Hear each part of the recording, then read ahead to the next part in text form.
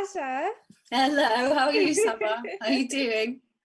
I'm okay, thank you. How are you? It's nice to finally meet you. It's lovely to meet you too. I know that we've sort of met in the online spaces, but not actually met in person. And we've spoken on the phone as well, but we've not actually met in person. It's so nice to see your face. Hello. Yeah, it's nice to meet you too.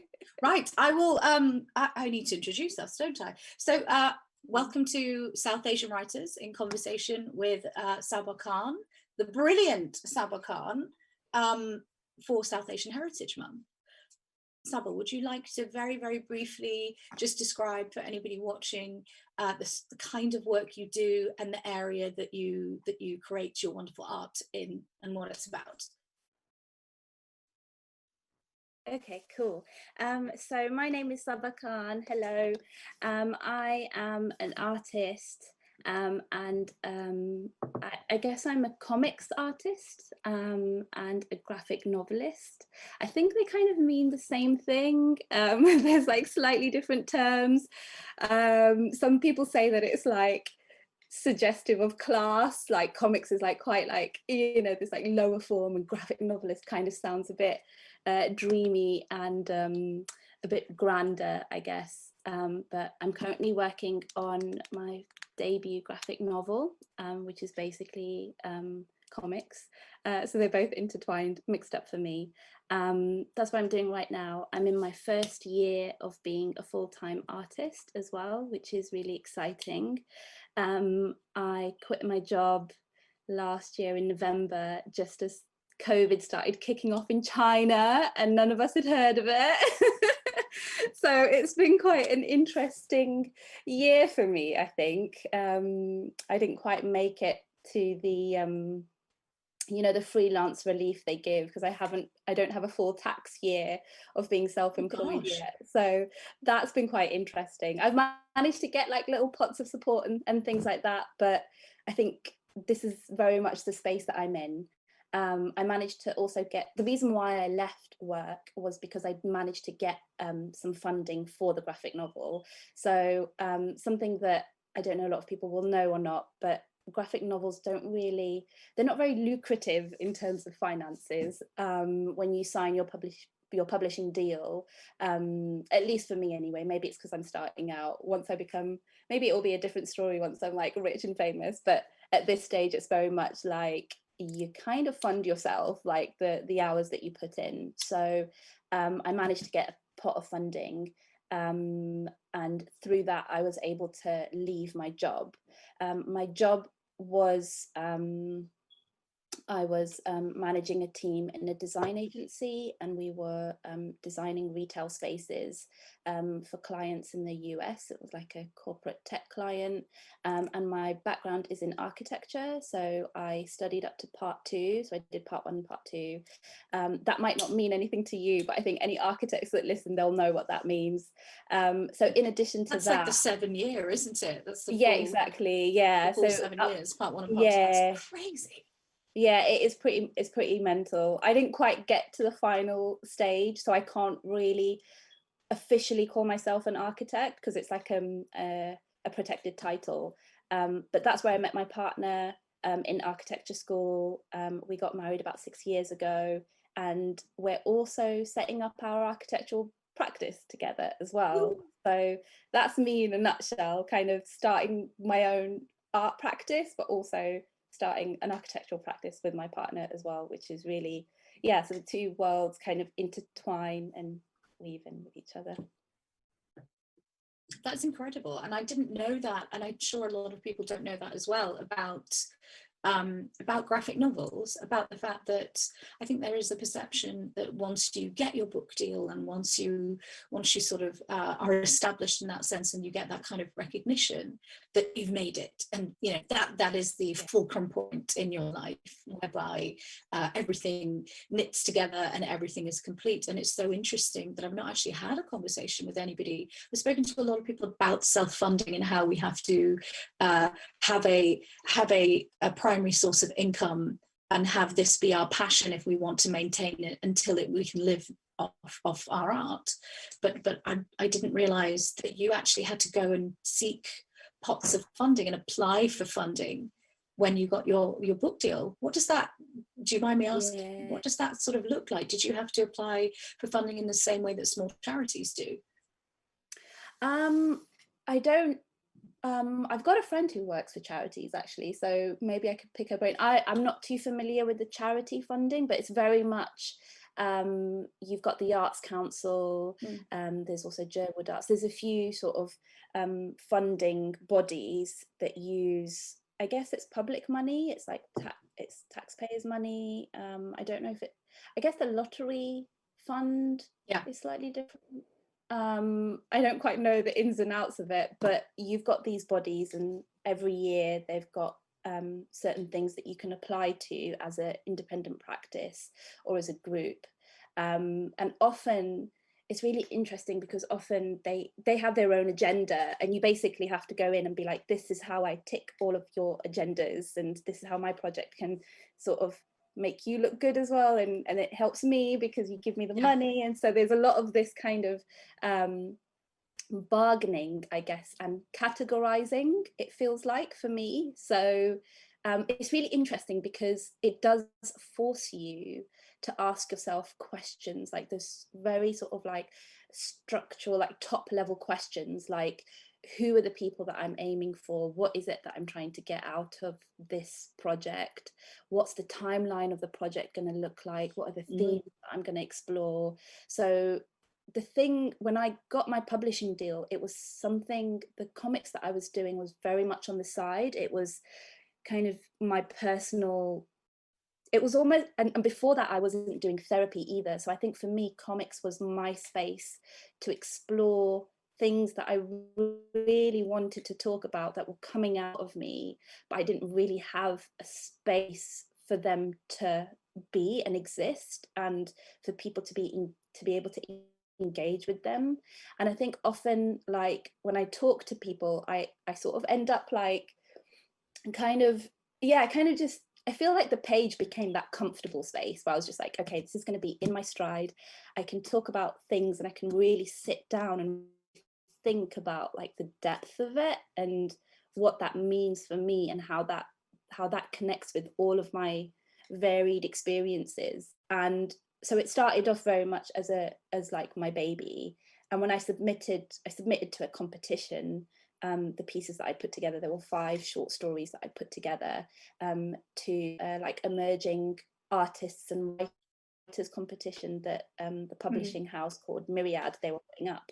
And they're very champion, you know, they're very big on championing new and emerging and varied voices across class and race and gender, and really exciting.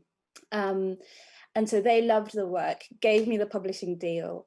And it was at that point where suddenly something that was so personal and so connected to just me and my voice and my thoughts, and just having a space to like put them out, suddenly it was just like, oh damn, this is a real thing now. People, like, I've just signed a contract that says I'm gonna give them like up to 300 pages of this like body of work, and I have to find the time to do it. And when am I going to do it? I can't just continue doing, like, the very first piece that I'd done was for an anthology. It was 6 pages and it took me pretty much 6 months. So it was like 6 pages, 6 months. So I'm like, how am I gonna like, from that to like producing something that's suddenly like real and tangible and people want it.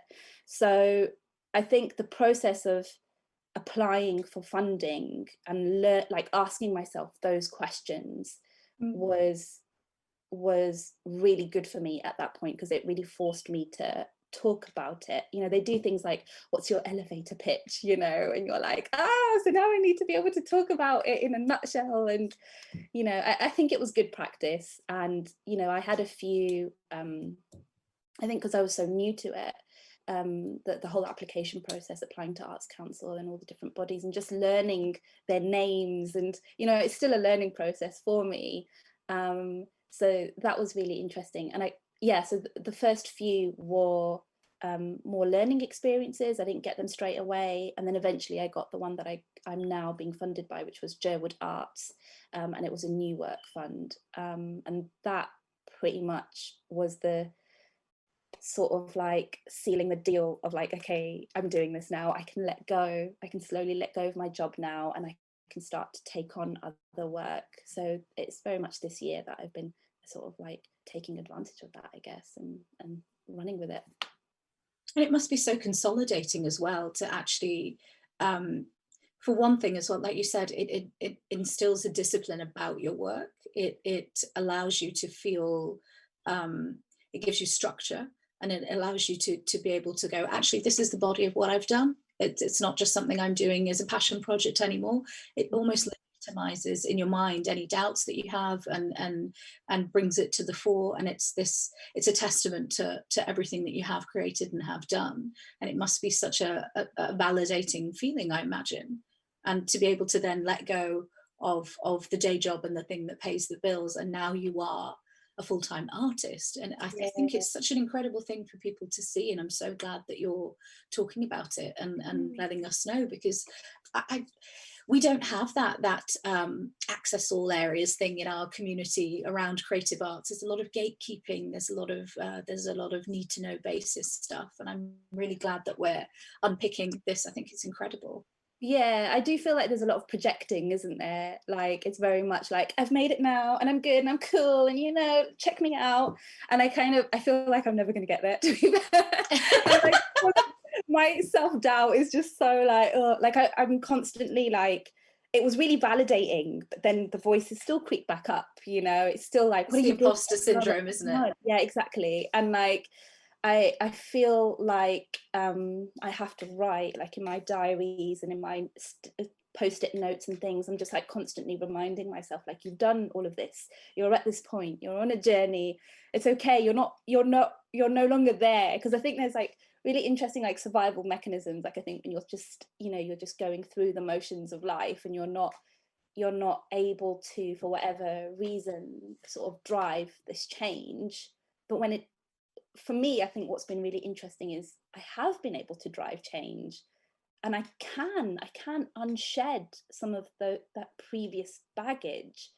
And I think that's where, like, so when I got the publishing deal and all of that started to come up, I just freaked the hell out. I was like, oh my God. And the first thing I did was start looking for therapists and start looking for support, because I knew that I really needed to just evaluate everything that I'd gone through and where I was going, and that I could just do it on my own. I think I needed that support. So yeah, it's big stuff. And I think especially within our community, because we're not encouraged to take charge and, you know, leap forward and, you know, kind of like be risky or be courageous, and be creative, particularly as women as well. I find there's a lot of naysaying until you actually have a body of proof.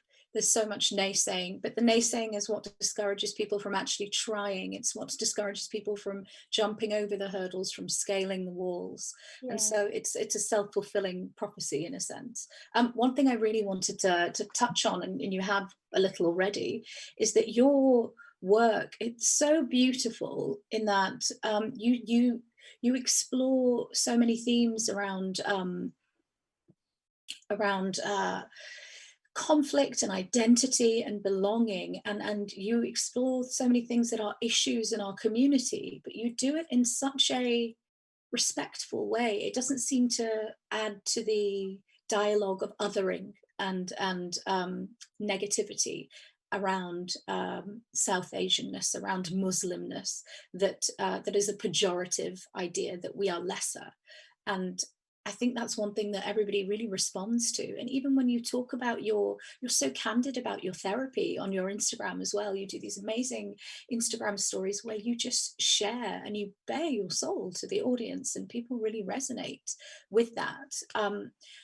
How is that for you? How that vulnerability and that part of the process, how do you find that? What sort of toll does that take on you, or is it a pleasure?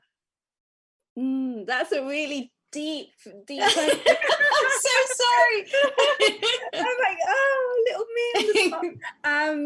You know what, Natasha, it's really interesting. Oh gosh, I don't know if I can be any other way. than what I am.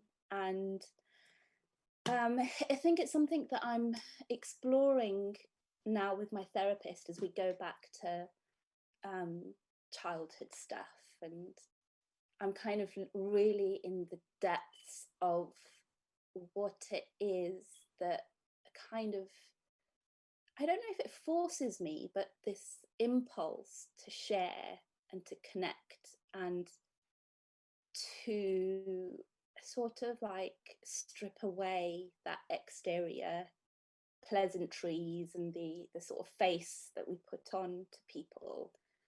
I kind of, it's really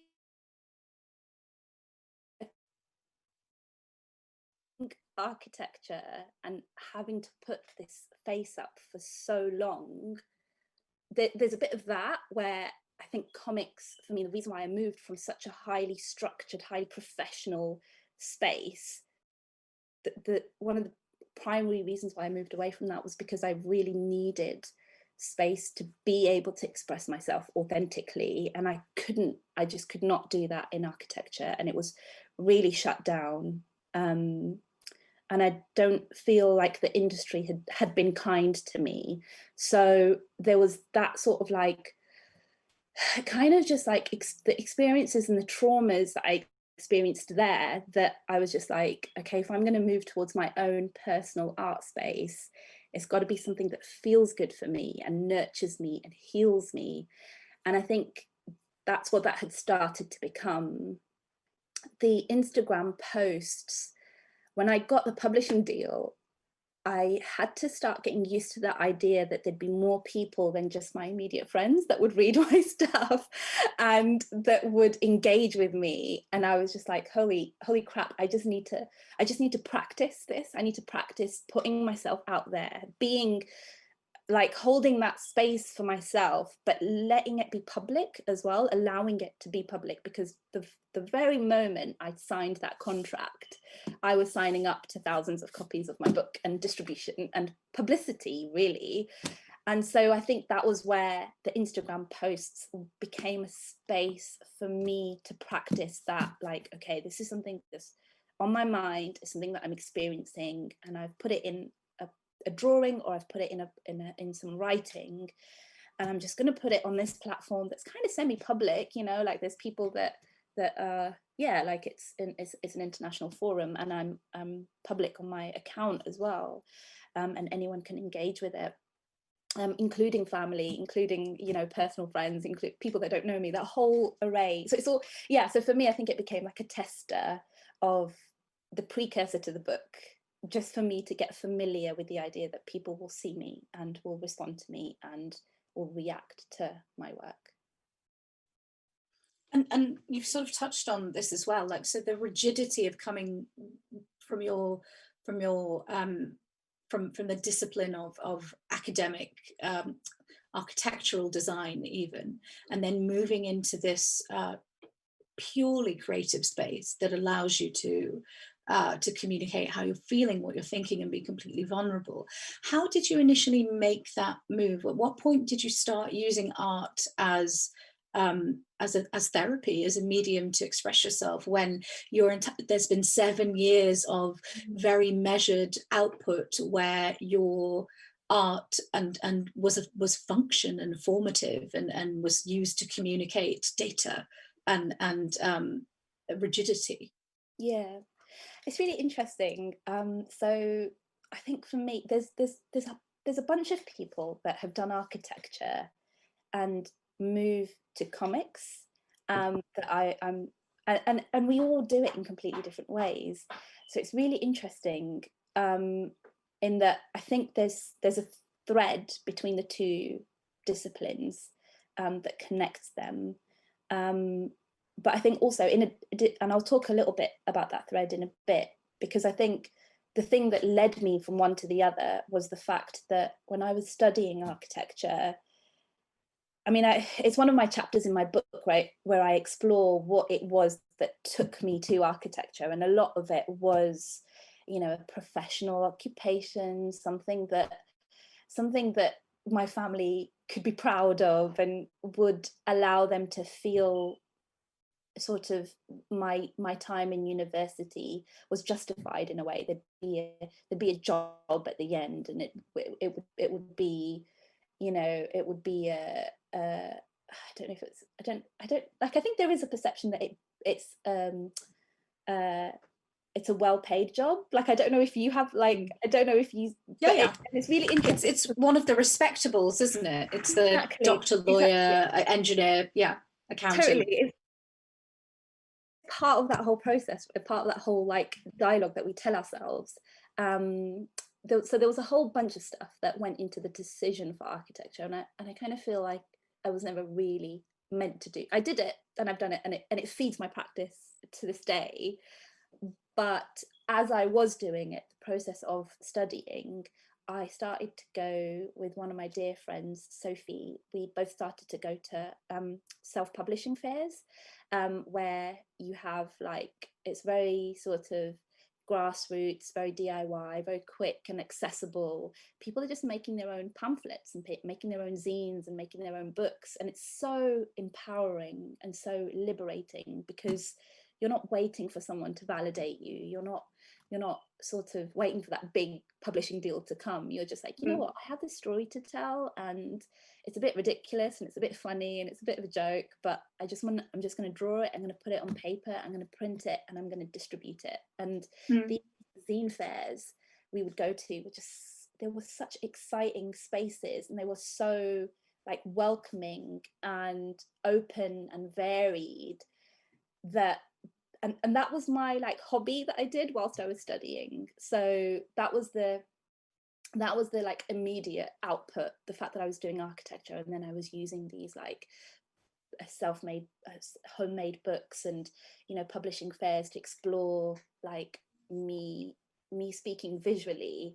At the time, none of it was really personal. It was more just like, more sort of just topics and things that interested me. And, you know, like, I think one of my favorites from that period was I took my dad's like automatic wristwatch, and that's, you know, automatic, they're the ones that like are powered by the movement of your wrist. I don't know,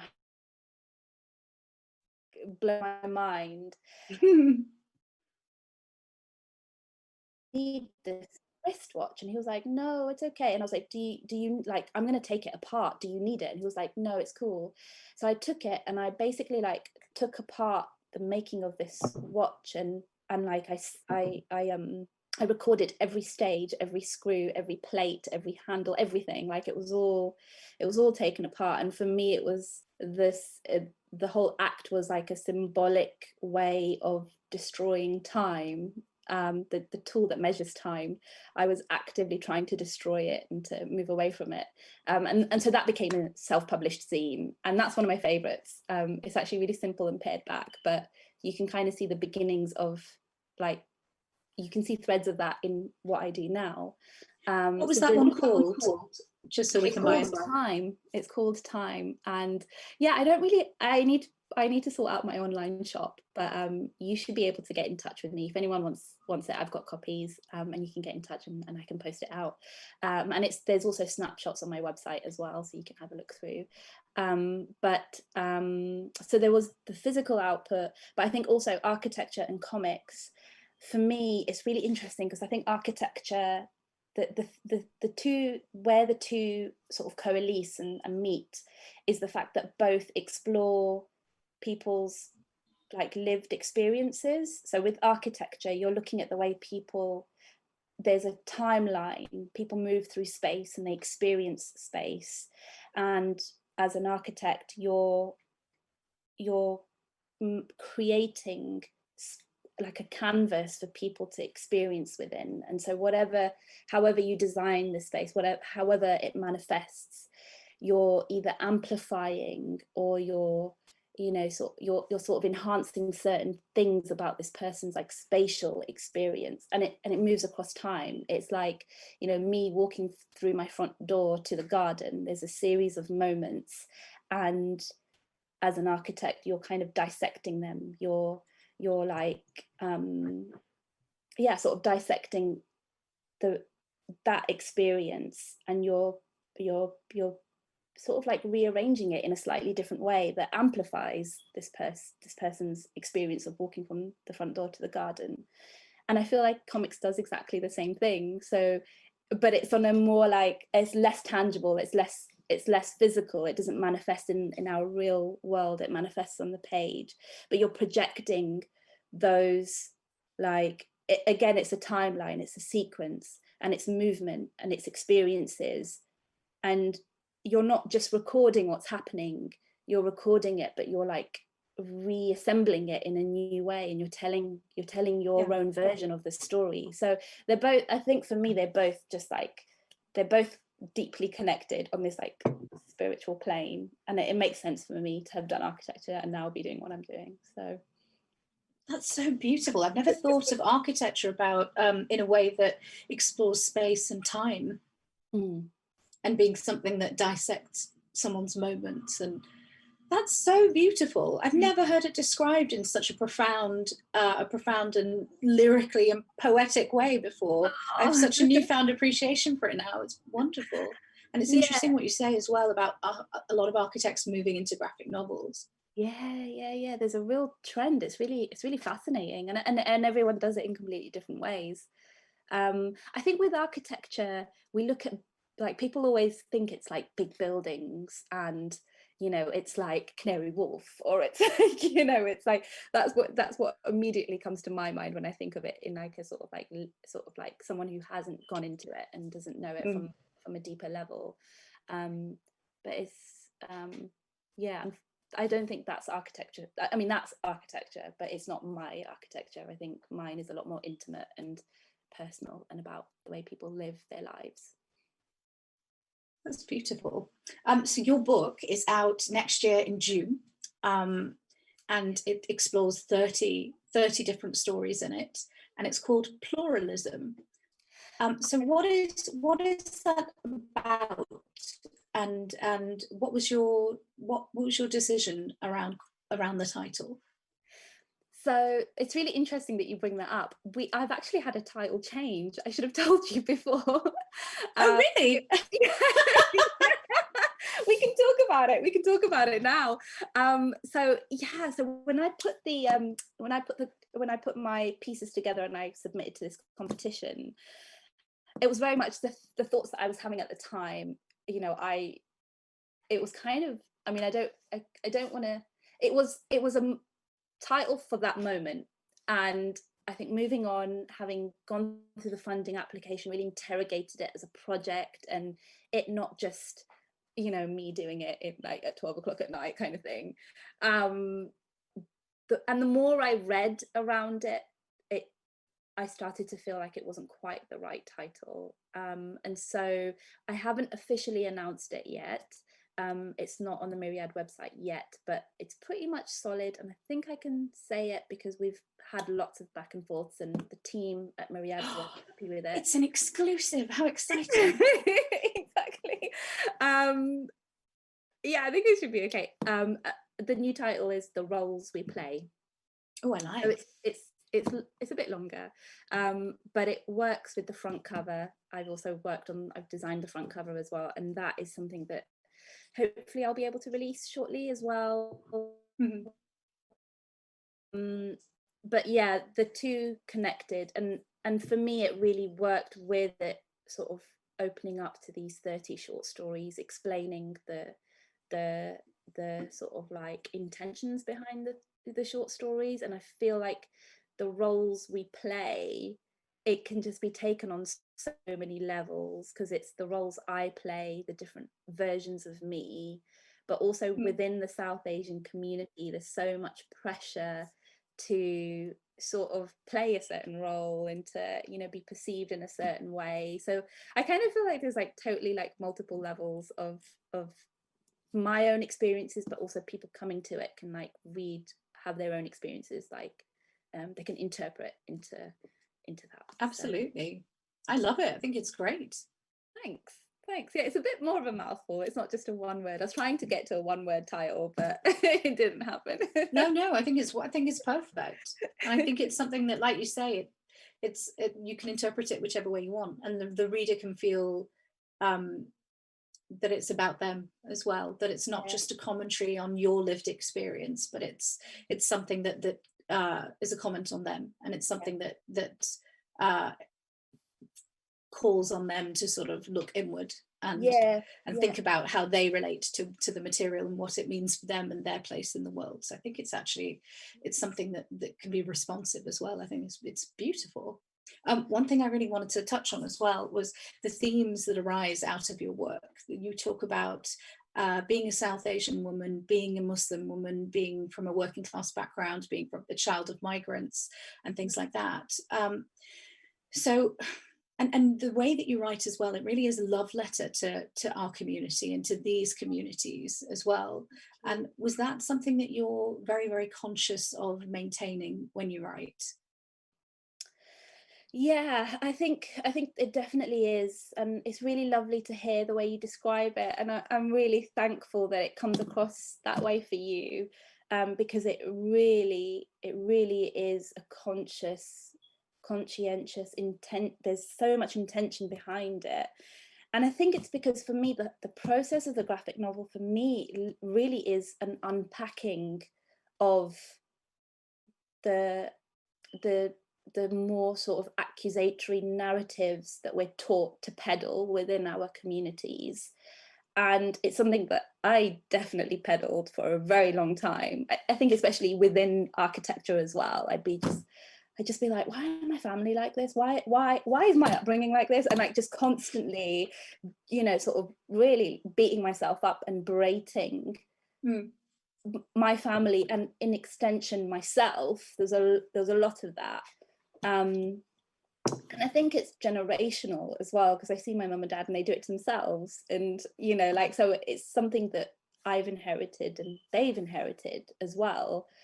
And it's so, I think for me, because I've come from something that's very vocational and very skills based and very practical, when academics or when social scientists, or when people that are like within the field use certain terms and describe certain concepts, I often find it really alienating, and I'm just like, how does that relate to me and my experiences? And how can I, things like decolonizing yourself, for example, is really like, I initially had real, like, I'd get really like defensive, because I'd be like, what does this mean? Like, of course we were colonized, so how can I decolonize myself? And I think it's really interesting, because I think it's a really long process for everybody, and I think we're all on different paths. And I think for me, the book and the way I've structured it is, okay, this is an experience that happened and it was very charged, and if I was someone looking from the outside in, I was like a reader of the Sun newspaper, I'd think certain things, and I'd load it with certain symbolism, and I'd take it to a dark place. Or I could take that experience and try to unpack it and look at the roots of it and look at where that comes from. So I guess one of the examples that I can use is arranged marriages and forced marriages. That's quite a big, like, Daily Mail headline thing. It's quite, there's so many layers within it as well. You can have really lovely, loving, nurturing arranged marriages. You can have forced marriages that end up become loving, nurturing marriages. They can go the exact opposite ways. There's such a range of experiences within those terms. But then obviously they're so loaded, and they sort of, you instantly get really defensive, or you get really, sort of just charged around them. But what is it that has led the community to do those kinds of things, and what are the intentions behind them, and where can we, as the children of our parents, of the migrant generation, how can we sort of give love and empathy and understanding those feelings within them that make them feel like their children, like they want to hold their children close. Like a lot of the things with those kinds of setups is that they want to keep their children close. They want their children to be around a culture that is familiar for them and they know it and is safe. There's all these deeper things, and it will play out in certain ways. And also within that, you've got the whole rupture around being colonized and migrating over within the Commonwealth, and for the Azad Kashmiri community in particular, what that's meant for their notions of home, for their notions of heritage and ancestry. Like there's so many things that have been ruptured and have fallen apart.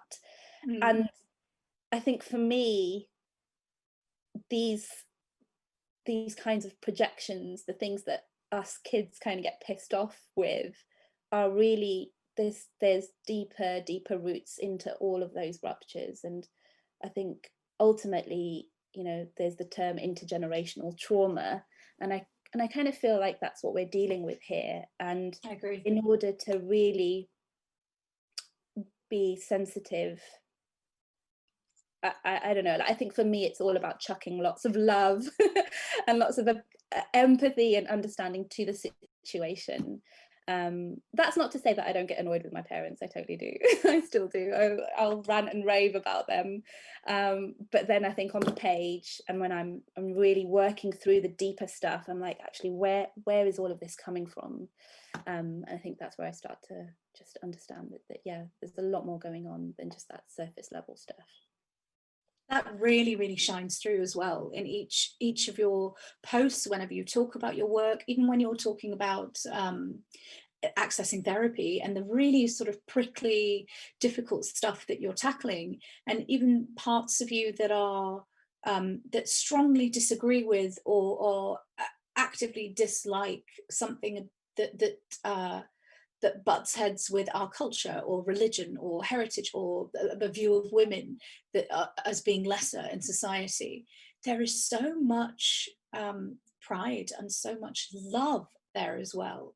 And I think that you walk that line and you straddle those two sides so beautifully and so effectively. I don't really, in my experience, I haven't really seen anybody doing what you do quite the way you do it, and I think that's why so many people within our community but also outside of our community respond to you so well. I know I have a lot of my white friends who are, every time I'm liking one of your posts, I'm like, oh, there's my friend, like, because they are, it's just so, there's a universality to what you're putting out, because there's such a human element. And like you say, I think the nuts and bolts of it and the bare bones of it is empathy and understanding and love. And it's so nice to hear you talk about our community in that way. And I think as long as you're holding on to that,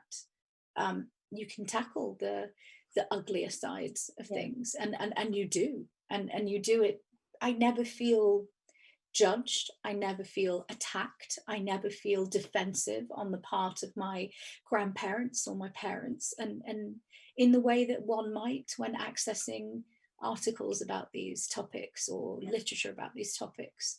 It's again as well, like we are third culture kids, so we are, you know, we're kind of half British, half Asian in terms of our upbringing and our sense of belonging. So sometimes when we speak about these issues, there is a case of the older generation will be like, I don't think you're qualified because you don't know enough about this. But the way that you do it again is, I don't feel that from your work, because there's so much love there. Like you did the golden Kaaba piece as well. I'd love to hear more about that. That was so beautiful.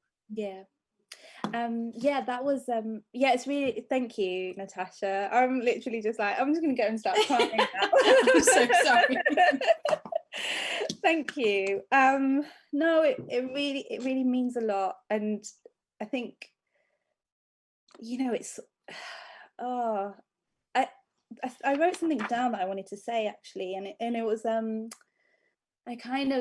think about it all the time and it makes me really sad. I feel like our parents, at least my parents, but I feel like there's a lot of other people that experience this as well, but I can only really speak for myself. But I feel like the generation that moved is really the lost generation, that and that makes me really sad, because you know, my parents had an arranged marriage. Their whole life was about taking care of their brothers and sisters and their parents, because they were the first to migrate over. They then supported their brothers and sisters up until this very day. My mum's just like, you know, your dad's still supporting his sister in Pakistan and still doing all this stuff, and, you know, we'll sit there moaning about it. But, you know, and I see my dad, and he's just so heavy with this burden of responsibility. And it's really, so he's given his life to his parents, he's given his life to his family, and so is my mum and those around him. They all do it. It's this real like collective energy, and they've given birth to children who have been brought up in a society, in a culture, who don't speak their language, so will speak a language that's foreign to them. And will read books and will explore concepts that are foreign to them, and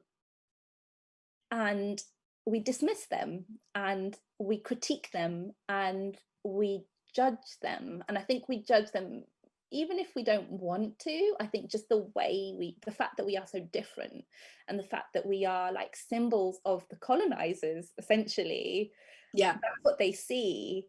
And you know, my mum will just be like, oh, well, now that you're self-employed, let's go and hang out with each other. Like, it's like, for me, it's a constant battle trying to just be like, Mum, I'm still working, you know, kind of like, leave me alone, let me do my stuff. And that, for me, again, it's like, well, you know, she's like in her late 60s now, and she wants to be taken care of in the way that she took care of her mum when she was at that age. So she's on like a cycle that is now coming to an abrupt stop with me, because I'm just like, it's all about my life here now, you know, like you're over there, that's cool, but I got to live my life. And it's I think that's where it's like that they're the lost generation, because they've given and now they're expecting their children to give back, but their children are not part of that cycle, and they're off doing their own thing. And it just makes me really sad, because it's just like, wow, you spent your entire life giving to your parents, and your expectation is that your child will now do the same for you. And it's just not going to happen, because it's just completely different value systems. I forgot what your question was. The Garber piece, yes. So I'll come back to the Garber piece. No, so, I love it. That really gets me, and I think I will try to keep that in the forefront of my mind, that actually they don't get a good deal out of this. You know, they've like worked so hard and transitioned so much, and they're essentially they've given birth to children who don't communicate with them in the same, you know, they're on different communication levels, and that really keeps it alive for me. The Garber piece is part of a story. It was part of one of the 5 short stories that I submitted. It was one of the pages, and yeah, so it's for people that don't know, the Kaaba is a very, very sacred place for Muslims. It's meant to be Prophet Abraham's house, isn't it? So and it's the big square box that everybody circles around when they go on pilgrimage to Hajj, and you may have seen it on television. It's sort of shrouded in black, and it's a very holy and a very sacred space for us all, and we all feel very drawn to it with magnetism and magic, because Muslims are magical. Let's just put that out there and see where that goes. We are magical. And it's really like, we all have unicorns. We totally do. So what is like I think this is where the architecture comes in. It's basically like this huge black box, and all Muslims from all over the world, they will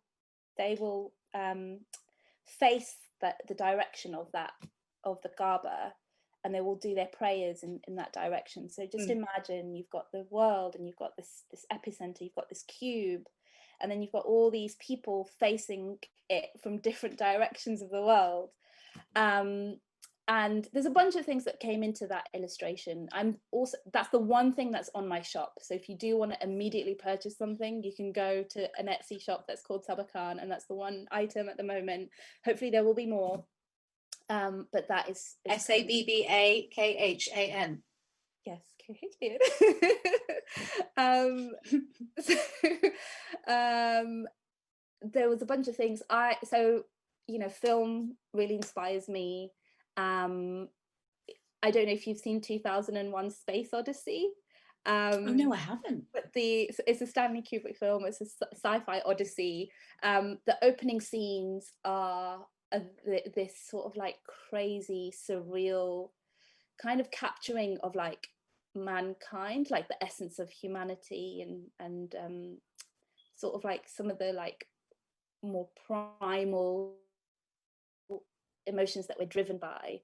And there's this one particular scene where there's an ape, and there's a huge black box, and it's like this monolithic structure.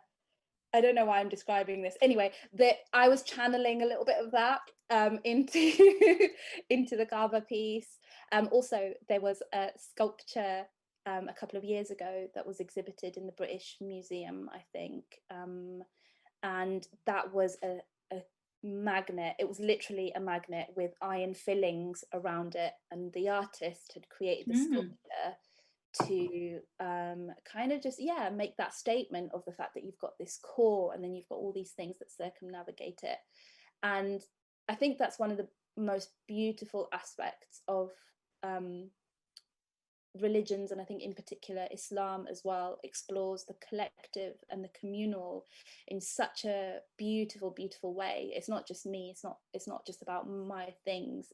We're a larger mass, we're a wave of people, we're a ripple, and that's how we move and how we navigate. And I kind of feel like that sculpture really did it as well. So all of those kind of thoughts were channeled into that. Also, when I went to Saudi Arabia, when I was about 20, I just finished my part 1. I think I was like 22. So it was before the huge clock tower was built. But my mum and dad pretty much go every year. And really? Yeah, they didn't go, obviously. That's amazing. But they usually go, they don't go to Hajj, they do Umrah. So they'll tend to go, if not every year, every other year. So such a deep connection to it, and they love all of the development, and they're like, oh my god, there's this huge tower, and they don't go there themselves. They'll often go for like cheaper accommodation. But for me, it's such a strange, as an architectural thing, it just blows my mind how you've got the center of this religion that the whole entire world of Muslims is aiming towards, and then you're sticking these huge towers that are looming over it and shadowing it and overlooking it, like so close to it. I don't know what other people think of. It would be interesting to hear your opinions on it, but for me it's just like, it's blasphemy. It's just like, oh my god, like you've got these huge towers and it's such a sacred site. There's all this, like, all these stories around what happened there, the birthplace, the Zamzam water, and the rubbing of the heels of Ibrahim, and the Safa Marwa, all these like really spiritual, really deeply religious, the sort of like foundations of the religion. And then you've got this huge clock tower, and you've got all this other stuff that's going on, these shopping malls, and like just souped up capitalism and spending, and the exact opposite of spiritualism. So for me, there was all these, the Space Odyssey reference, the sculpture reference, and then my own experiences. And I was just like, it just needs to be stripped away. It just needs to be taken to its bare bones and its essence. What is the essence of Kaaba for me, Mecca for me?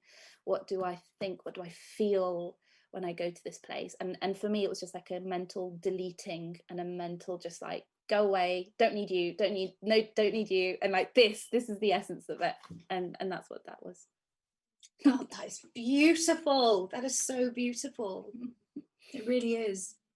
It's so strange. Like whenever I because I'm very liberal, I'm not massively religious. Whenever I hear the azan, whenever I hear somebody reciting namaz, like something moves and shifts within me. And I don't know whether it's because that's the first sound you hear when you're a baby. I don't know if people know this. When you're a Muslim, you have the azan whispered in your ear as soon as you're born. That's the first sound you hear, and then the first touch is your mother.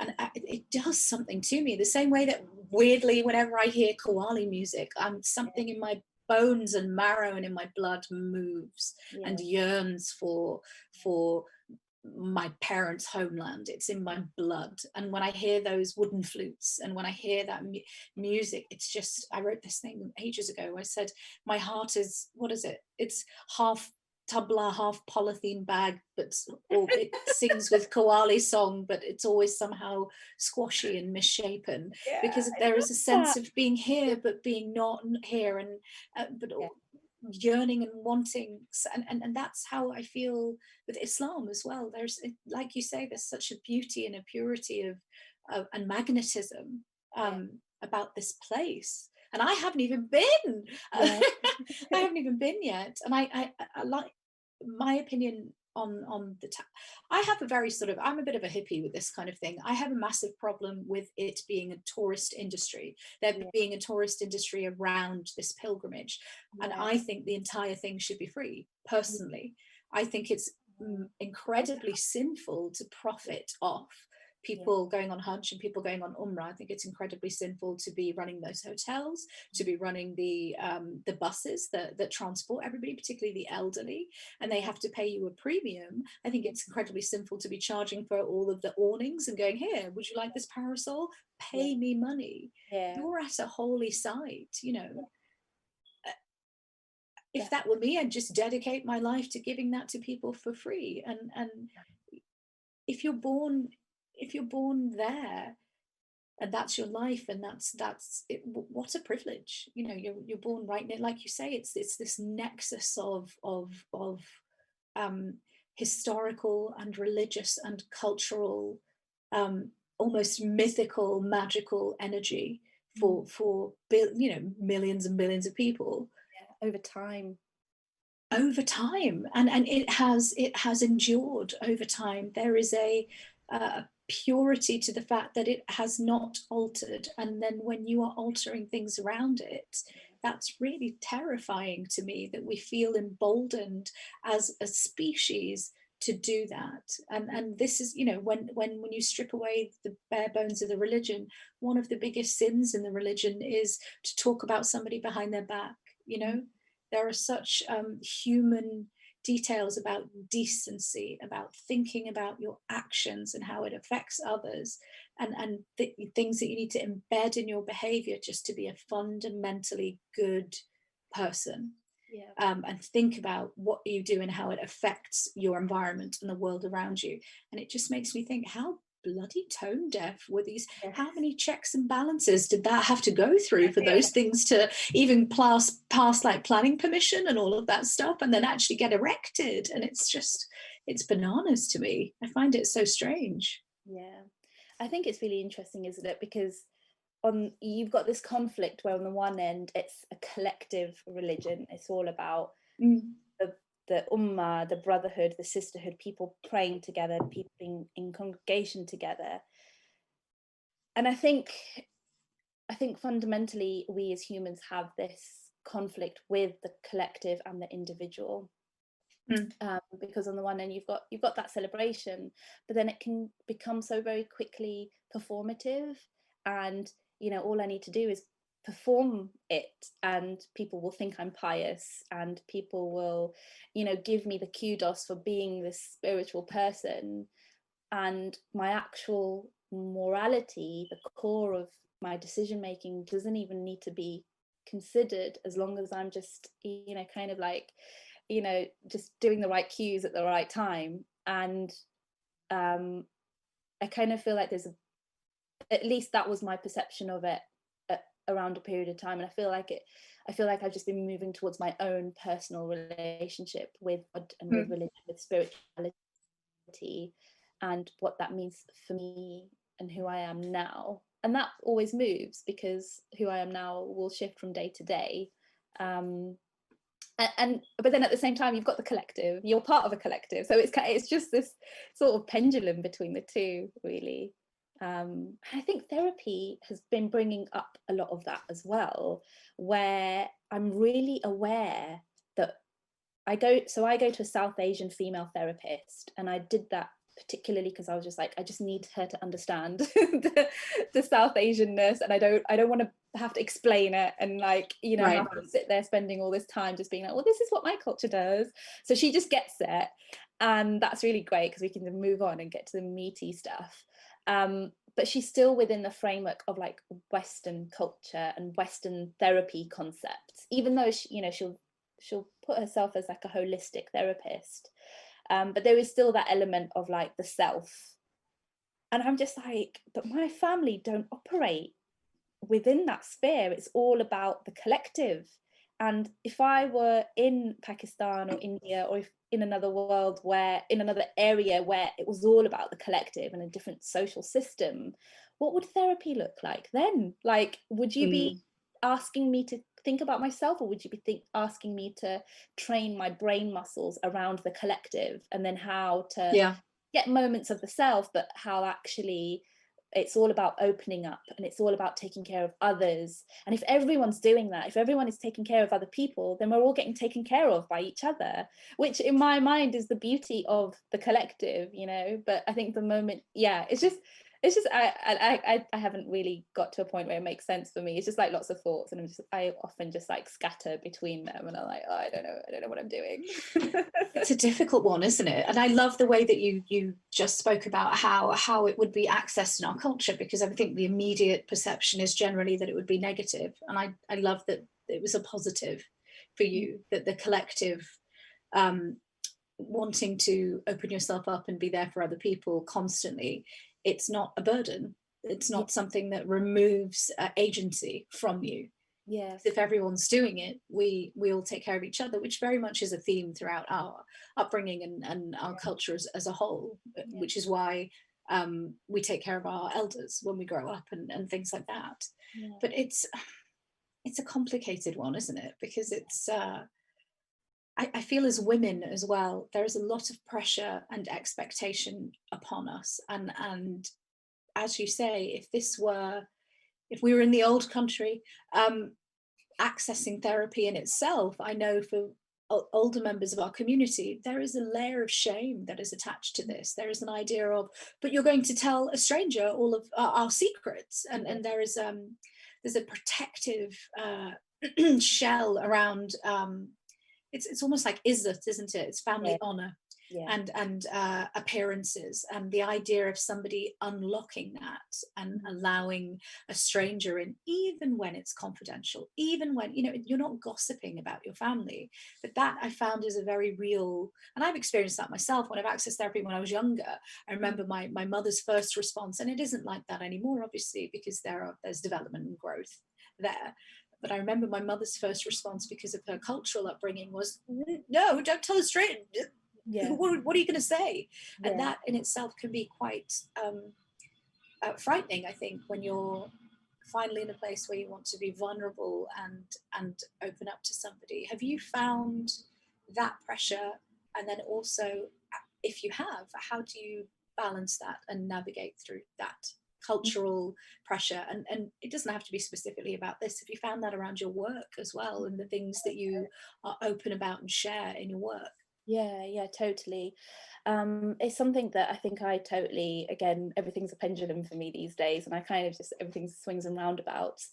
I think with my work, and I think Instagram kind of comes in, where I try to practice where that line is, what I say, what I don't say, how I frame it, you know, what are the details, what are the personal details, but then what are the top level, you know, what's enough to get people to understand what I'm saying, relate to it, know my story, and for me to feel like I've shared as well, like that sort of engagement kind of, for that to happen. But then also for it to not be too personal, and not to be too raw and too like vulnerable, making that I sit there you know, not being able to get to bed at night because I've just like gone and like bared my soul out on an Instagram post. So I kind of like, so for me, I think it's a testing ground. But also I think the way it plays out in my work is that I have to go to that space. I think doing a graphic novel, the medium itself is a series of words and images. So they're two different things that are then put together. And as a reader, as a person who's interpreting that, you're kind of like, we're asking you as a reader to like read between the two. And I think for me, I use that. I often will not draw what I'm talking about. I will draw something and then the text will say something, and together it's like they open up a space for the reader to then work out what I'm thinking and what I'm saying. And I'll often not say it literally, but I may draw suggestions for it. So that I think the most obvious example for me was when I took my hijab off in my mid-20s. Now that was a really charged point in my life, and a lot of my dialogue is around perceptions of wearing hijab, not wearing hijab, the things that I was performing, the way I felt society was perceiving me, loads of layers of that sort of stuff. And there was a chapter that I was doing, and it was really going into detail with all of this stuff around that time. And I drew the page, and you know, this was what I was just like, I'm gonna draw this staged removal of the hijab. And as I'd done it, I drew the whole thing, and I was just like, oh my God, I can't do this. I can't show it visually. I think it just needs to be suggestive. And that's where that for me was the line where it was a bit too personal and it was a bit too sacred almost. That moment in time for me was something that I can't really, people know what that will look like. They've seen me with hijab and without hijab, so they'll know what that process is, and I'm not sacred about that anymore. It was more just that moment in time when it was an unveiling and a sort of declothing, as it were, which, you know, in today's time, all of that is all fetishized and, you know, kind of, it's really weird. So in a way, I think it's a constant kind of battle over how I portray things and how far I go, and how much I want the reader to just sort of like read into it for themselves. I don't know if I feel like I'm just like now waffling and I'm kind of going off. No, not at all. You're not waffling at all. But what was your question again? I kind of feel like I've forgotten your question. What was the... So it was about the complex themes that you're discussing, and whether there's been any sort of backlash, and whether you found that in your wider work. Yeah. At least I think it was. I feel like I've lost my train of thought. I was so engrossed in what you were saying.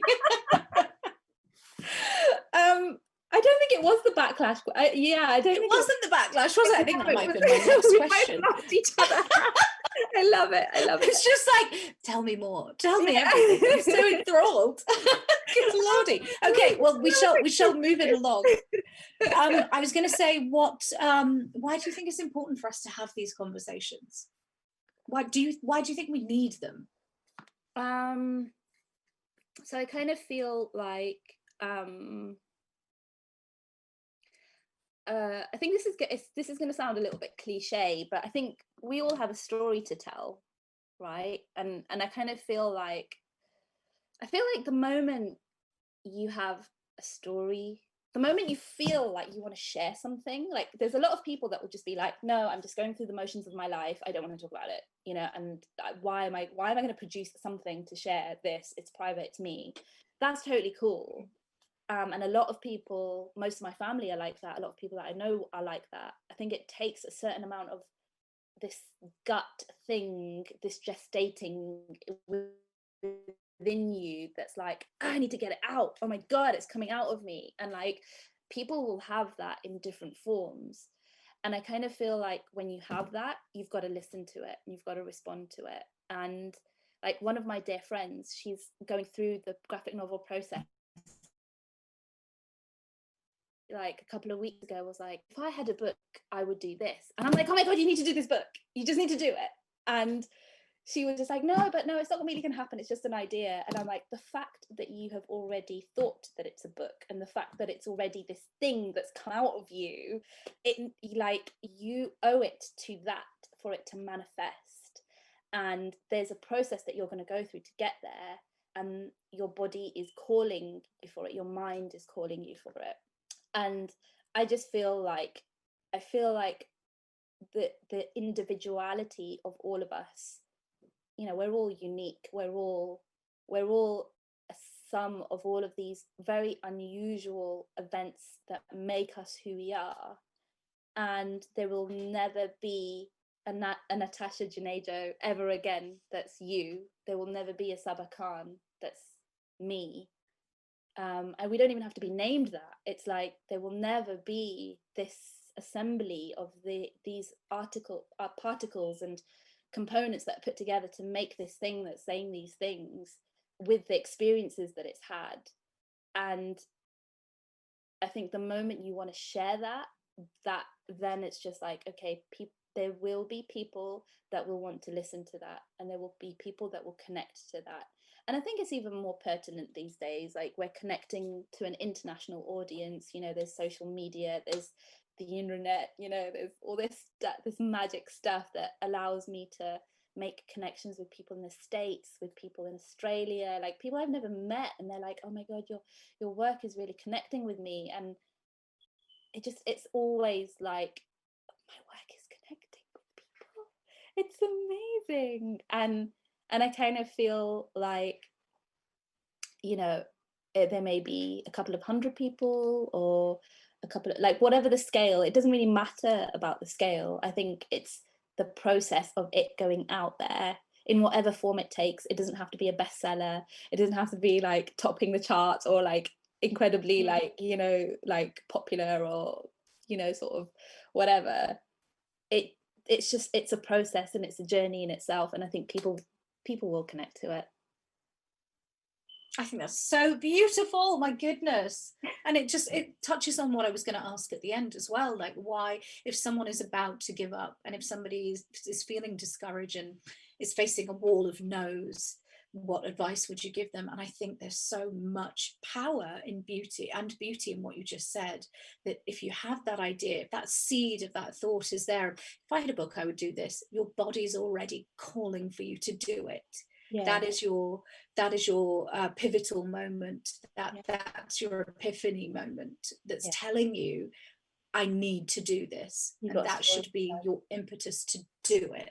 Yeah, and that's incredible. I've never thought to give a musing like that so much power, because what we are trained to do is to silence that voice and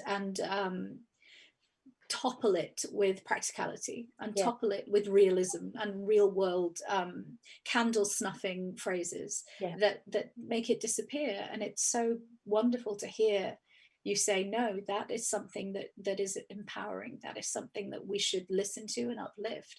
And that's your moment of calling. That is your call to action. That's the moment. It's wonderful. And it changes your perception of how you should respond to yourself, and how you should be aware of what's happening to you. In the same way that we say listen to our bodies, we should listen to our creative voices as well. Totally. And it doesn't have to be a book. It could be a script for a play, it could be a poem, it could be, you know, a painting, or sketching, or doodling, or, you know, sort of going with your child, you know, and playing in the park and manifesting that in a really sort of like time specific way. There's just so many ways to do that. And I think yeah, I think it's about listening to it and responding to it and acting on it. That's incredible. Another thing I wanted to touch on briefly is why we make those voices quiet, and why we doubt ourselves, and why even when we do achieve, and even when we do have a litany of accolades and a testament to our achievements and a testament to our ability, as a community, imposter syndrome is so real. As women, imposter syndrome is so real. How have you found that, particularly in the arena that you're in? One, as somebody that is published anyway and is a South Asian woman, but you're quite niche in the sense that you are a graphic novelist as well. Have you found how have you found that experience, actually, as a more open-ended question? Yeah, I think imposter syndrome is really interesting, and it's something that I'm currently grappling with, definitely on a day-to-day basis. And when I read about it, I'm like, yep, that's me. Yep, that's me. That's me. And it's been going on for a couple of years, definitely since the publishing deal. Like, I was just like, oh my God, they're just giving this to me because I'm brown and I'm like talking about Muslim issues, and oh my God, like, oh, it's just ticking all those boxes and I'm that box. Like, it was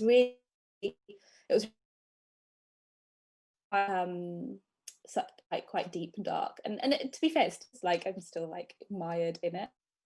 But one of my again, the same friend that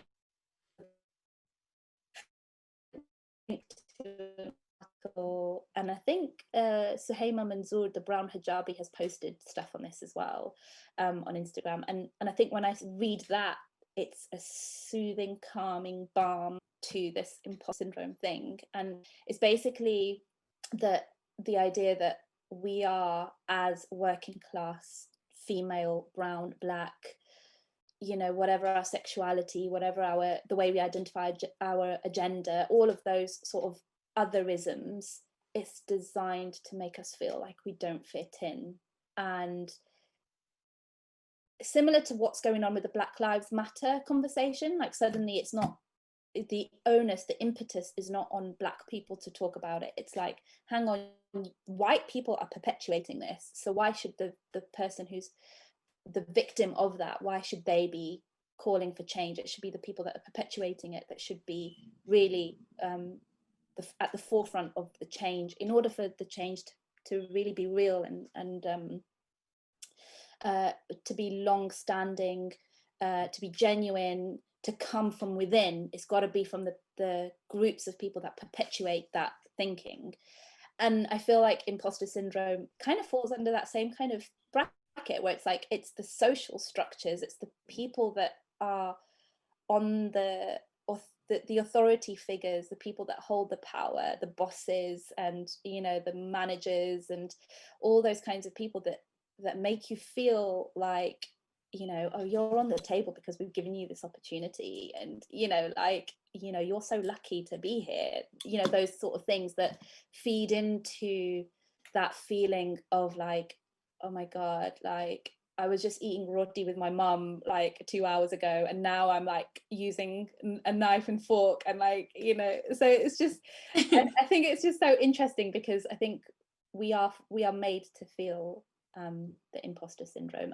And the thing with these articles, and I think what Suhaima was talking about as well, is that it's another term and another tool to make us blame ourselves and be like, we're the problem, it's our mental health, and we are the ones that can't cope with the pressures of these expectations, when actually it's the fact that we're made to feel that way. And what would it be like? I agree.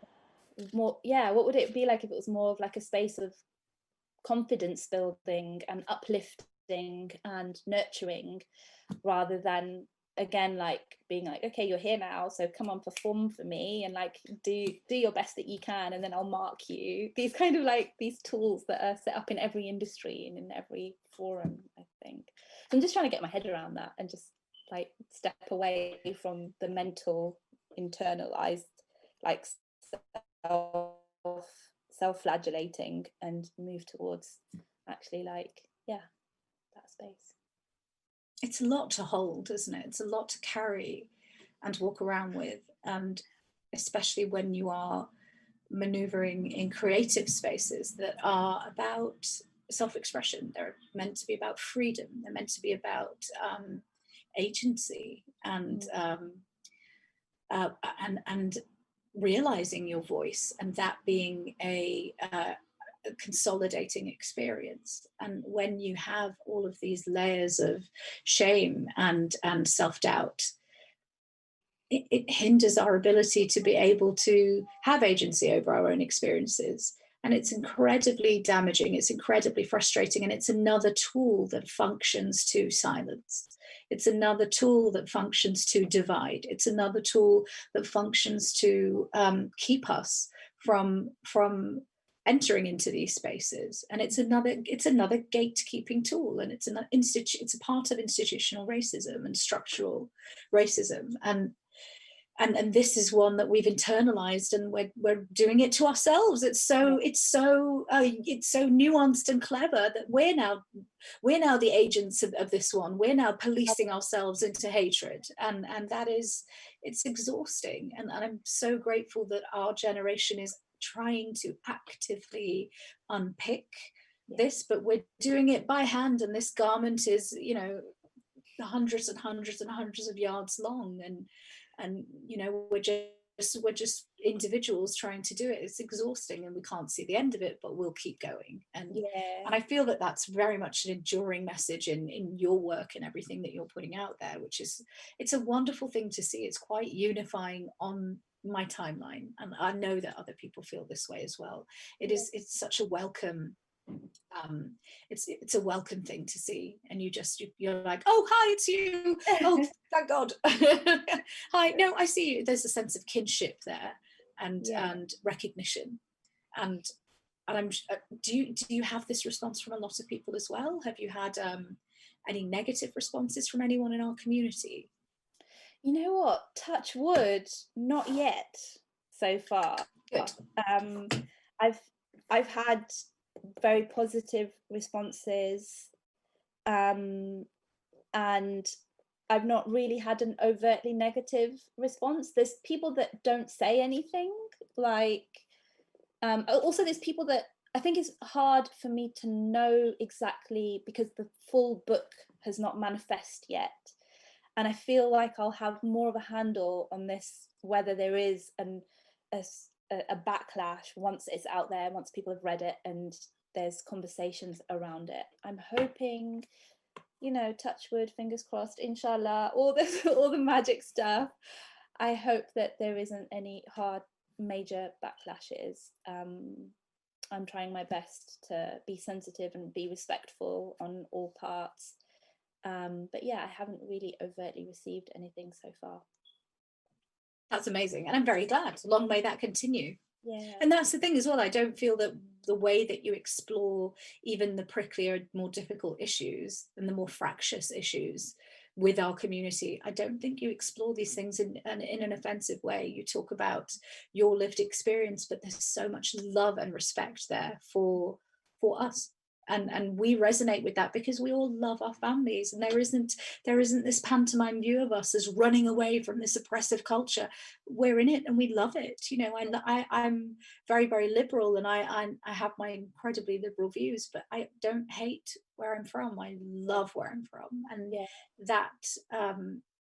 that sort of the dichotomy between the two is something that actually sits rather comfortably within people of our generation. And so I'm really pleased to hear that there's been just positive, just good vibes. This makes me happy.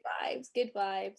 I kind of also feel like I feel like my life journey really plays into this, and I think, you know, I go back to the pendulum because I can really, there's key junctures in my life where I can see that it could have gone completely differently, and I could have been full of anger and resentment, and, you know, sort of just be really raging because of a series of, like, it so could have gone that way. And I feel really blessed that it didn't.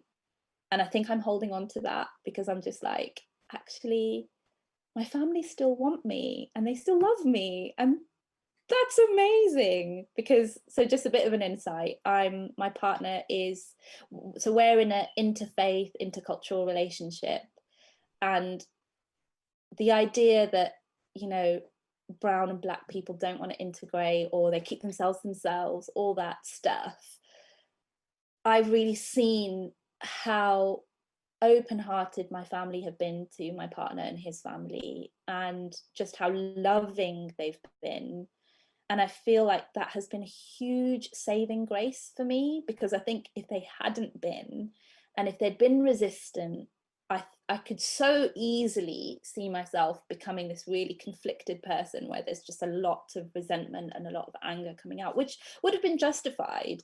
But I've managed to escape that, and I've managed to find this patch where they're giving love, we're giving love back to them.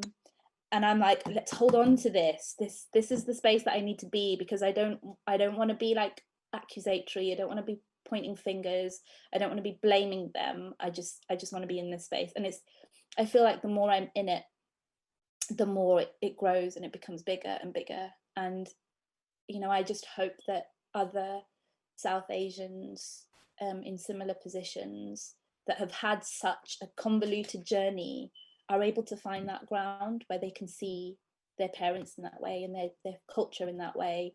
And it's not so easily accessible. Like, sometimes it escapes you, and it's not your fault. It's not, you know, it's circumstances, and it's the way things end up panning out. But yeah, I feel incredibly lucky for that, and I do feel like I've worked hard for it as well. So it's a combination of circumstance, but also the energies that the way you try to channel it. And I think it does require a lot of patience, and like for me, the love is the central thing. It needs lots of love just radiating from you like an orb. Oh, that's beautiful. I agree with mixed faith and interfaith marriages and relationships, because I was in an interfaith marriage as well, and I'm not anymore, but I was, and it was something that was so beautifully and lovingly received by both of our families. And the thing is, I think a lot of people go, oh, but you're one of the lucky ones that your family was able to do that. And really, it's not about luck. It took a lot of work. And when you approach things with love and empathy and understanding, and it isn't a resistant thing, and your family understand that they're not losing their culture, they're not losing their identity. And actually, it was something that brought me, having an interfaith home, it brought me so much closer to my roots and my upbringing, because then you are, if you marry someone from your own faith and your own culture, you sort of take for granted the fact that endures and that carries on in your household. And it's just a given, it's there. And should you have children, that perpetuates. And so these things aren't an active, deliberate, it's not a deliberate process. But when you are in a mixed faith or mixed cultural relationship or marriage, you have to be the agent and the curator of your identity and your culture, and you lovingly bring that into your house. And being the custodian of that, it becomes this honor and privilege, and it becomes this beautiful, loving act. And you actually start to access and learn more about, oh, what do I want to bring in? Which elements would I love to be more in the fore, and which would I love to be in the back? Which parts of your culture should blend, and which parts do we want to incorporate in our life together? And it is this gorgeous, wonderful conversation, and your families feel so, when you approach it like that, and it's not running away from what the two of you are and going la la la la la, it's fine. And when your families see how much you love and care for who you are and where you came from, it is a message that you love and care about them, and that who they are and where they came from has a place in your life, and it isn't going anywhere, and it will sustain and it will endure. And that takes work. That is work. It's very different to going, this is happening, we're doing it, oh my God, now we've got to run, bye, which is, and I also understand why people do that too, because they panic and it's scary. And I do think we're very lucky in a sense that we were able to sit down and have these conversations with our families. And I know that's not the case for a lot of people. I know that there are cases where there's a lot of rigidity and it is a plain fast no. But I was always told growing up that I was able to marry somebody that was Muslim, Jewish or Christian, and my parents didn't really care.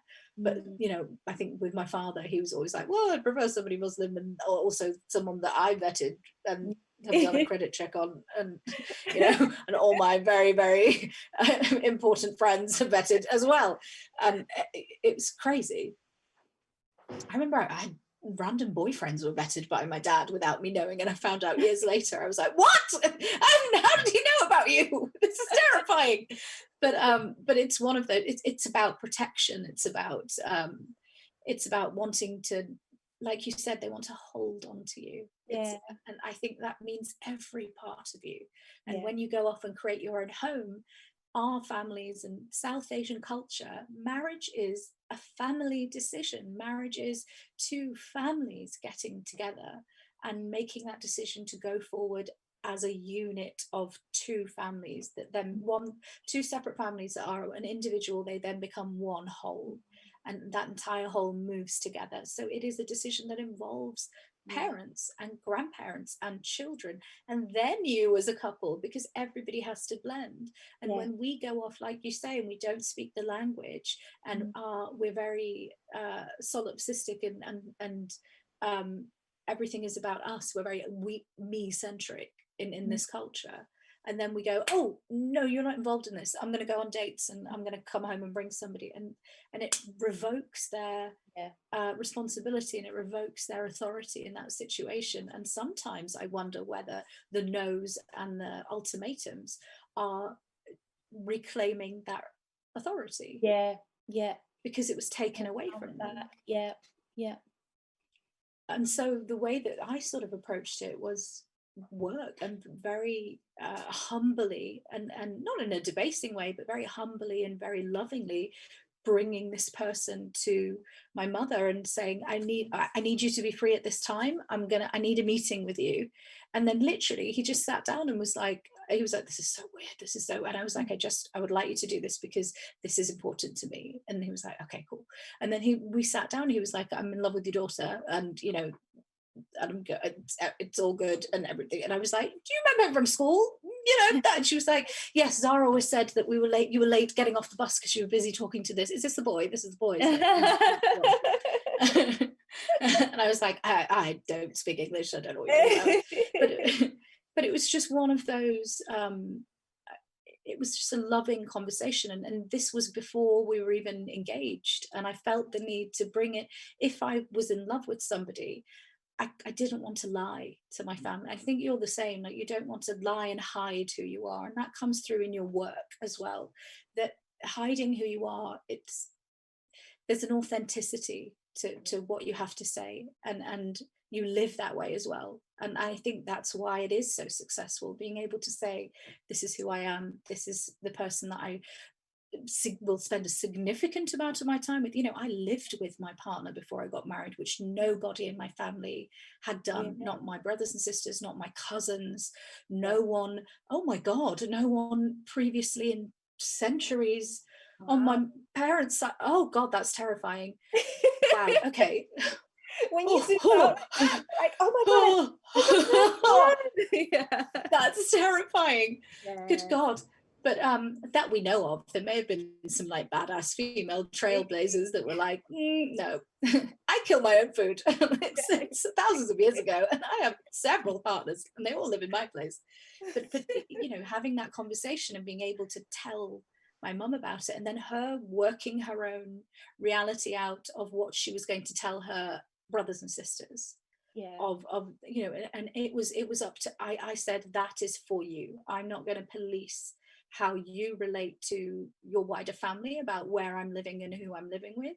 And she said, I'm not going to feel comfortable really talking about it unless you're engaged and you're getting married right now, because I don't want people to say awful things about you living with a man. And I was like, okay, but as long as you and me are okay and we're good, then that's fine with me. And she would come to my house, but she had a rule: she wouldn't sleep over unless we were engaged. And we maintained that rule, and we got engaged a year later. And then my mum would come and sleep over when I was married, when I was again.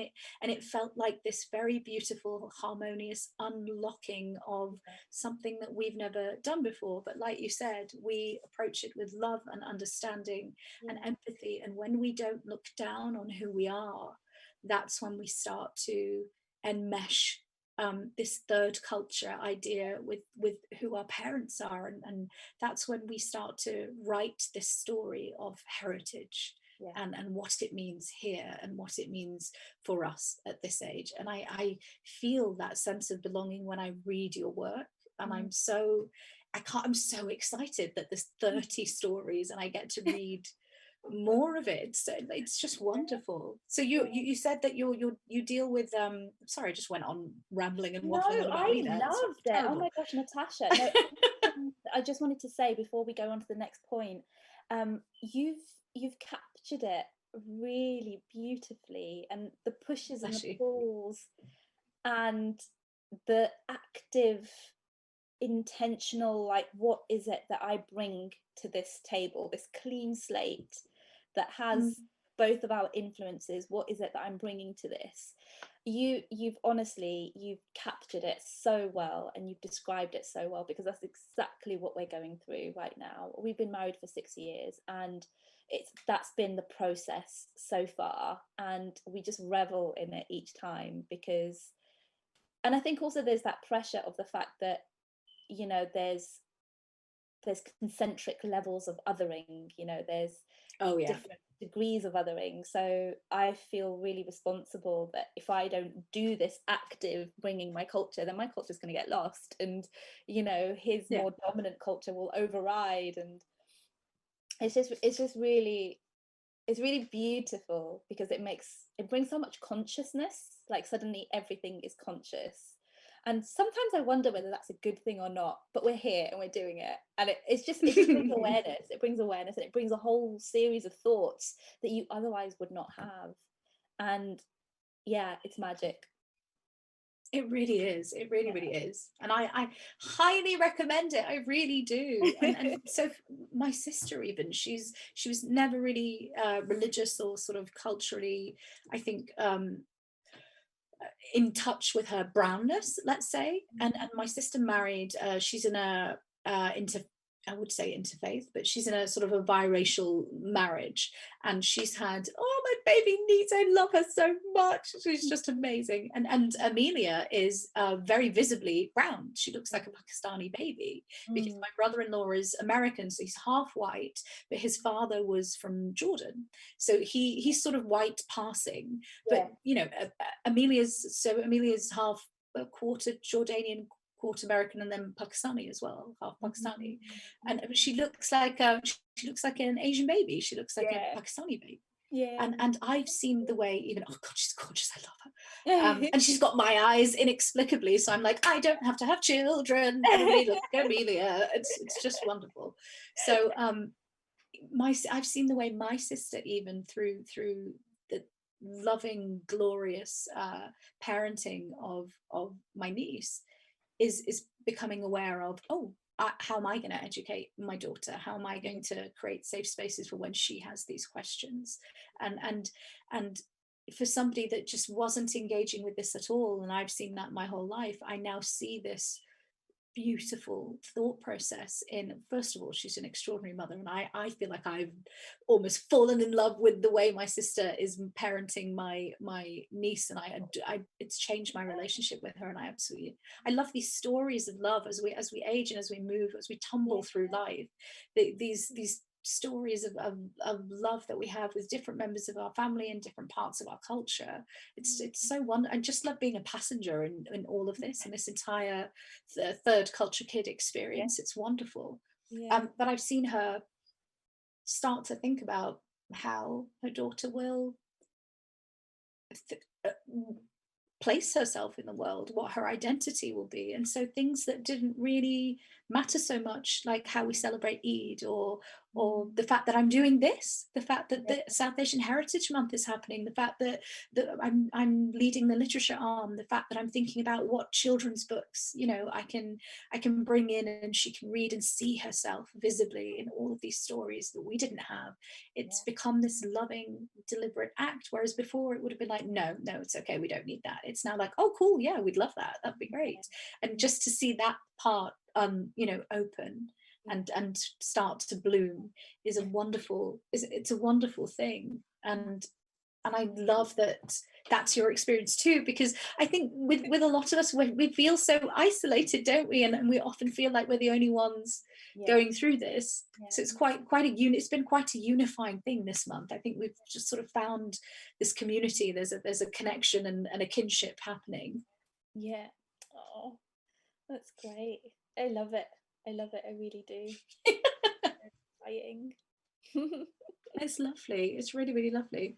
So I was going to say, I know that we've touched on this already, but if somebody was about to give up because they thought that nobody wants to hear our stories, because this world is a story, it's a story of whiteness. We live in a time and a space that does not normalize brownness. It does not normalize blackness. We have enormous worldwide global struggle at the moment with Black Lives Matter that has really brought so many issues to the fore.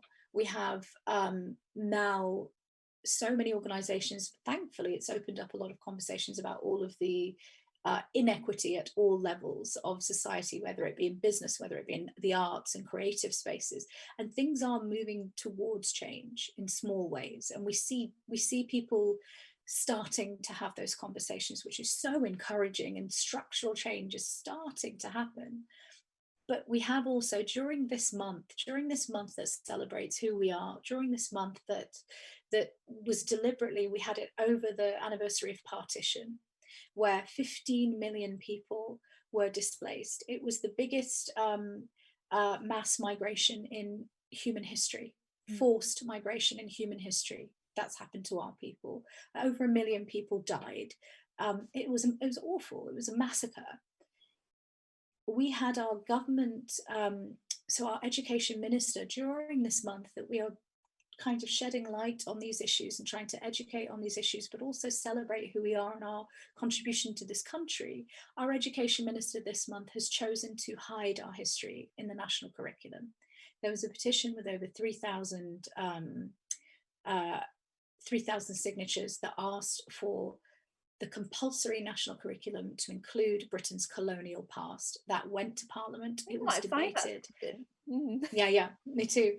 And Nick Gibb just said, no, we don't need this. We don't need this at all. And the comments on it were that we will investigate, and we will look to see what changes can be made to incorporate this sort of learning and embed it in the curriculum. This was what you do.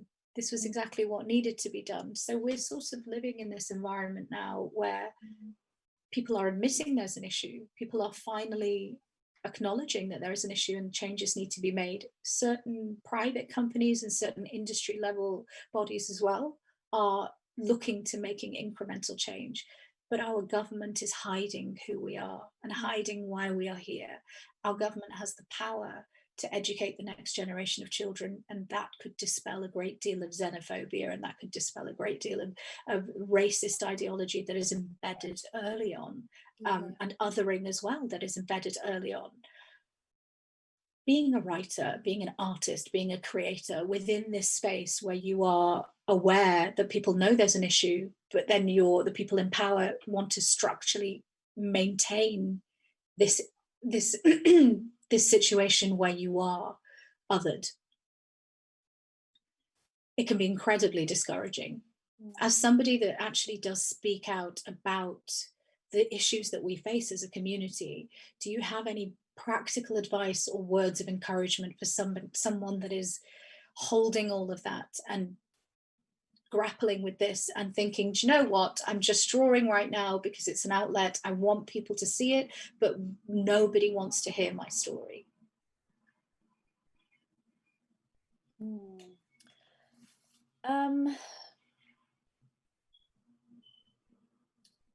I feel like, yeah, there's a lot of powers that be, you know, there's a lot of like institutional heaviness, there's a lot of gatekeeping, there's a lot of a sort of, yeah, kind of like structures and establishments that are very much that very much say they are the right way, and they are the way that you will gain success, you will gain notoriety. I always struggle with that word. You know, you'll gain fame, you'll gain recognition through that avenue. But that is a very one-sided view of things, because actually there isn't really, for me to be able to do it that way, I need to really mold myself and fit myself into this box that conforms to their idea of what a working class South Asian Muslim Pakistani Azad Kashmiri girl looks like. And there's a lot of that shape shifting that needs to happen. And I feel like, I think the really exciting thing about grassroots organizations, or just groups of people that are just coming together, South Asian Heritage Month, how did that start? That was literally like an idea, right? And then suddenly you're working with them, there's other people that are working with them, I'm now contributing to it as well. There's a whole bunch of people on my timeline, on my Instagram. We're talking a lot about Instagram, because I feel like that is an avenue, and it's a direct, accessible, immediate avenue for making connections and creating contact, creating communication with people that is outside of the established way of doing it. You know, I'm not going to network, you know, in this like networking environment. I've not got a business card. I don't have like a, you know, like all those processes that usually come with the idea of, I'm doing this thing and I've got to have this outward projection. It sort of dismantles all of that, and you're suddenly able to make those connections a lot more immediately. And I kind of feel like, for anyone who feels disillusioned or doesn't feel like it's quite working for them,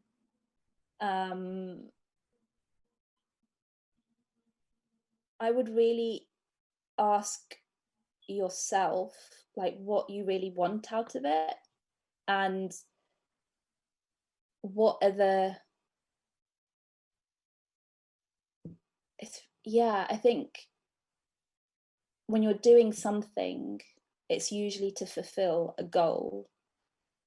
And I think as artists and writers and poets, I think it's really important to interrogate why we're doing what we're doing, and really ask ourselves what the base emotions, what are the feelings of validation, what are the feelings of comfort and connection that we're seeking, and is it really with institutions, or is it with people that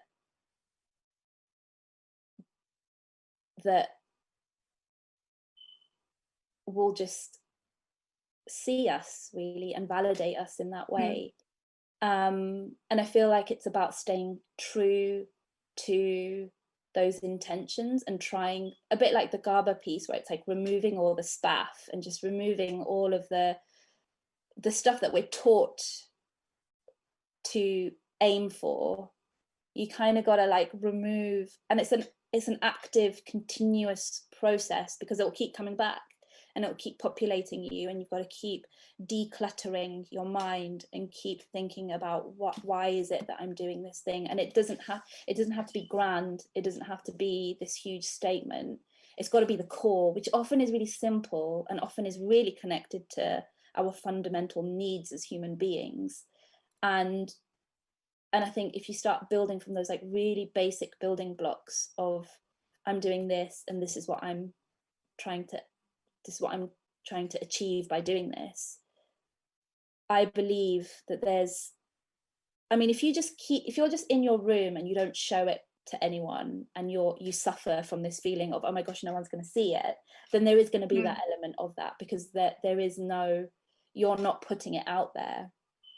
I think the moment you start to put it out there, there's a ripple on effect that will happen, that is out of your control, and you've got to kind of like fall into that and let yourself go onto that journey, and also just be happy with the fact that it may just be one other person that engages with it. But if you're like holding close to what you're wanting to gain from sharing it, then there will be a feedback loop, there will be a response that comes. And yeah, I kind of feel like you've got to trust that process and just stay true to what you're trying to get out of it. I'm going to stop because I feel like I'm just saying the same thing over and over again. No, I agree 100%. I think that's exactly right. And I think as well that mediums like Instagram, it's immediate, and it's such a nurturing environment. And I also like what you said about going around established routes, and I think particularly for our community, that's key. That is key in getting an unfettered voice out, an uninhibited voice out. It's purely and utterly you. And it is not skewed through any sort of lens that requires you to be anything else, that requires you to explain your brownness or educate people on your brownness in order for them to relate to you. If your content does want to educate people on your brownness, that's amazing, but it's on you. And I keep saying this, and I've said this throughout this month, the burden of education is not on us as writers every time we open our laptops, or artists every time we pick up a pen or a brush or whatever medium you work in. That burden is on the market, the reader, society. That is learning, that is work for you to do. As a creative, the question really is, what do you want to say? And how do you want to say it? And that's the only question that there should be, that should be placed upon you. And you're saying that exactly. And I agree with you 100%. And I think it is about going to the bare bones of it and stripping back what it is. And there's such a theme of authenticity here as well. Of knowing your voice and being true to your intentions. But this has been such a lovely conversation. I feel so warm and fuzzy inside. It's wonderful. So Sabba, please tell us how and where we can stalk you, and when we can get your book, and when the release is. It's in June, isn't it? So June, July, June next year. I'm hoping, kind of like summer next year. I'm working on it right now. It's going to be published by Myriad Editions. I'll be making lots of noise on it. I share progress around it on my Instagram, and that's probably the best place to find me, doing sort of regular updates on that. So that's on Sabba Khan Art Instagram handle, and otherwise I've also got a website, and I have an Etsy page that's selling the gold Garba in the coming months. Hopefully there'll be more as well, but I do have other stuff. So if anyone wants to get in touch, just get in touch, and we can talk through the kinds of souvenirs and momentums that you want to hold on to, or just the conversations that you want to have. If there's anything that's touched anyone and you want to talk more about things, I'm more than open to talk about that. And I tend to often end up making these serendipitous random connections on Instagram, and it's really charged and very channeling, because it is, for me, I think a lot of my driving force is that I want to be seen, and I want to be, I think this is such an intrinsic part of human nature. You don't want to feel alone in your experiences, and I think there's other people that feel too, and collectively we can offer that to each other, and I think that's a really beautiful thing. So get in touch and we can continue conversations.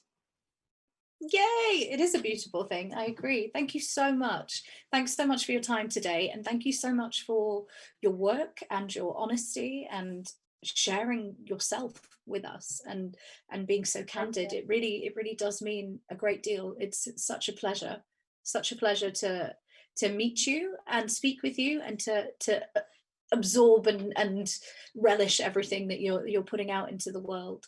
Thank you, and thanks for making a safe space for me as well. I feel super comfortable. I came into this feeling really nervous, and I was like, oh no, I'm just gonna get really, because I do get really nervous, and I feel like this setup has actually been really nice, and you've been really wonderful, and I think together thank you. We've had a nice conversation, and it's felt really, I think so really too, which is really nice. Yeah. It's been lovely. Thank you so much. Oh, that really means a lot to me, and I'm really glad. I'm glad that it's been comfortable. It's just felt like we were talking.